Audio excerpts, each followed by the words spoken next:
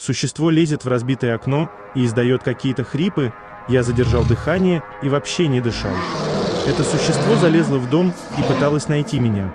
Я слышал, как существо начало крушить все в гостиной, прошел по дому и подошел прямо к ящику, где я сидел. Прохрипел и отошел куда-то дальше. Я сижу и думаю, может, он уже ушел. Но нет, я немного приоткрыл ящик, а он стоит спиной ко мне.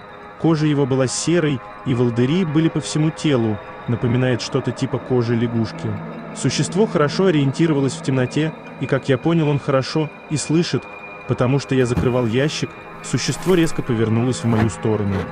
Я понял, что нужно уматывать отсюда. Хорошо, что он был в другой стороне, и я могу выбежать сразу из дома.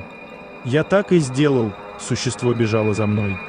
Бегу и думаю, все, это конец, и вижу высокую траву. Я там спрятался, существо еще несколько раз пробегало мимо меня, потом тишина кромешная. Я так и не вернулся обратно в дом. Ушел к другу прям босиком.